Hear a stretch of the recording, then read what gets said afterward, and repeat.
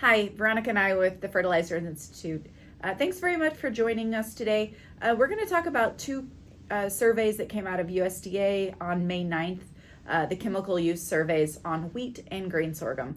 A lot of really useful information in those reports that come out with some frequency. So let's delve into the wheat survey first. So the wheat survey that came out this year was completed last year. Let's talk a little bit about the background of the chemical use survey. So USDA completes those surveys to growers. They try to get the vast majority of covered acres for the crop that they are surveying in that year. It's not super clear, to be honest, how USDA chooses the frequency that they're going to cover different commodities. So for example, we were expecting the corn report to come out this year because USDA covered corn in 2015 and 2017 and 2019 and 2022. So one rather would have expected corn to have come out in 2025, but instead, and this is also good, but we also got the wheat and the grain sorghum reports. But USDA started those reports in the 90s. In the survey, they asked growers how they used chemicals on their operation in that year, and including fertilizer use. So we get a lot of good information about application rates on fertilizer for specific crops. So for example, let's cover wheat first. In the chemical use survey, USDA asked growers how they used N, P, and K on their wheat acreage. Okay, so for wheat, USDA surveys, or most recently surveyed in 2024, which is the data we're going to cover, but they also surveyed in 2022, so only a 2-year gap to try to look at changes in application rates. And then they break the wheat information out by spring, winter, and durum. As you all are familiar, winter wheat accounts for about 70% of all wheat acres, so that's what I'm going to focus on here, but you can certainly look at that report and the data tables that accompany it for more information on durum and spring and frankly winter to learn more about how the data sorted out in 2024 relative to 2022. So overall nutrient usage on winter wheat was down 4% in 2024 relative to 2022. And unfortunately, we did see a decrease in nutrient usage across N, P, and K. Nitrogen was down 2%, phosphorus use was down 3%, and potash usage was down 17% in 2024 relative to 2022. A smart question you're probably asking is, but what was the acreage like? And actually in 2024, we had a slight increase in winter wheat acreage relative to 2022. So it wasn't that, unfortunately, wheat acreage was down.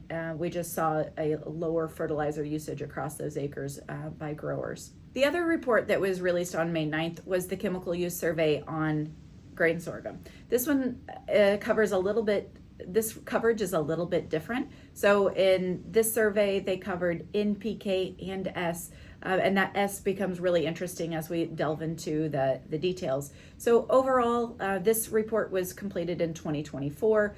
The last time grain sorghum was surveyed was in 2019. We saw a pretty significant change in acreage over that time period. In 2019, 5.3 million acres of grain sorghum planted. 2024, 6.3 million acres. So an increase of 1 million acres. And overall, when you look across N, P, K, and S combined, we do see an increase in total fertilizer usage of 6% in 2024 relative to 2019. A little bit more of a mixed bag when we look at on a nutrient by nutrient basis. Nitrogen and phosphate were both up in 24 relative to 2019. Nitrogen was up 6%, phosphates were up 2%. Now, the mixed bag comes in when we look at potash, and potash was down. The mixed bag comes in when we talk about potash. Potash usage was down 9% in 24 relative to 2019. But the really interesting, and not that those, now as interesting as those 3 data points are, what's super interesting, of course, when we look at this report is what happened in sulfur usage. Sulfur usage increased by 62% in 2024 relative to 2019. Now, certainly from a lower base, but it does suggest that overall sulfur usage increasing among grain sorghum users. So overall, 2 very interesting reports. We certainly utilize the chemical use survey in our estimates for total fertilizer demand going forward.